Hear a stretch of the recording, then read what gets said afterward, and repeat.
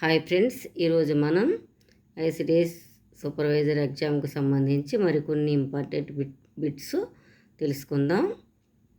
First question, రాజ్యం పిల్లలకు early childhood care and education ECC కల్పించాలని ఈ రాజ్యాంగంలో ఏ అధికరణ తెలియజేస్తుంది? దీని యొక్క ఆన్సర్ 43వ అధికరణ తెలియజేస్తుంది. నెక్స్ట్ క్వశ్చన్, ఏ రాజ్యాంగ సవరణ ద్వారా రాజ్యం పిల్లలకు early child care and education ECC కల్పించాలని తెలియజేశారు? దీని యొక్క ఆన్సర్ 86వ సవరణ చట్టం ద్వారా తెలియజేశారు.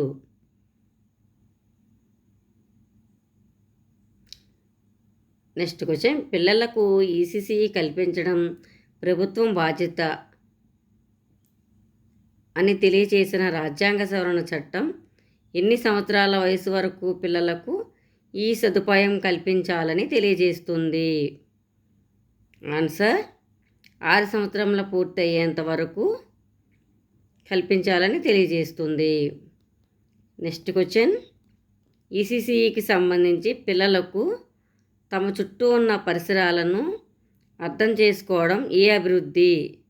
దీని యొక్క ఆన్సర్ మేధాభివృద్ధి, మానసిక అభివృద్ధి. నెక్స్ట్ క్వశ్చన్, ఈసీసీ ద్వారా పిల్లల మేధాభివృద్ధి పెంచడంలో ఉద్దేశ్యం?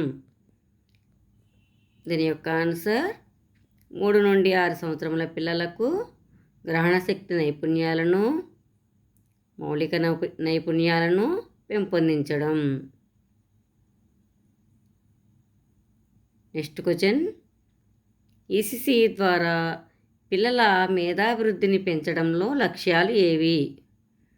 దీని యొక్క ఆన్సర్ పిల్లల ఆలోచనా శక్తి, పరిశీలనా శక్తి, సమస్యలను పరిష్కరించడంలో శక్తి.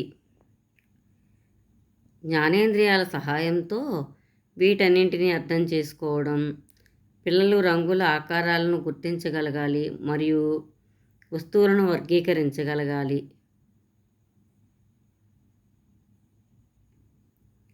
నెక్స్ట్ క్వశ్చన్, చిక్కుముడులను పరిష్కరించగలిగే పిల్లల యొక్క అభివృద్ధి?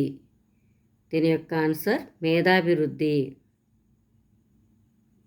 నెక్స్ట్ క్వశ్చన్, సాంఘికాభివృద్ధి అనగానేమి?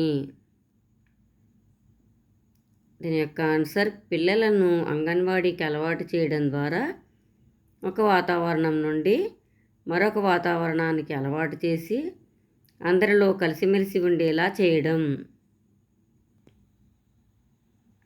నెక్స్ట్ క్వశ్చన్, ఇంట్లో సభ్యుల గురించి, వారి బంధుత్వాల గురించి తెలుసుకోవడం పిల్లలలో ఏ విధమైన అభివృద్ధిని సూచిస్తుంది?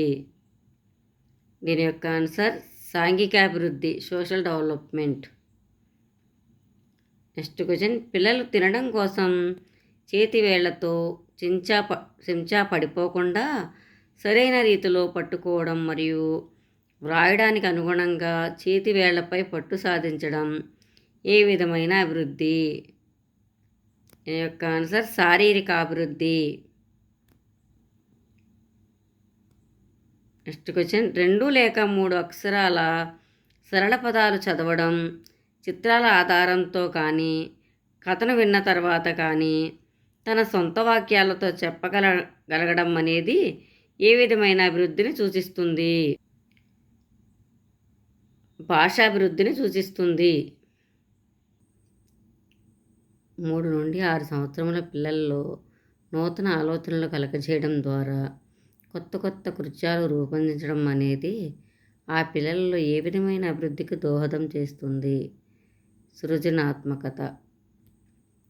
పంచేంద్రియాల వికాసం, జ్ఞాపక శక్తి, పరిశీలన వికాసం, వర్గీకరణ వికాసం అనేవి ఏ అభివృద్ధికి సంబంధించిన ప్రాథమిక నైపుణ్యాలలో భాగం?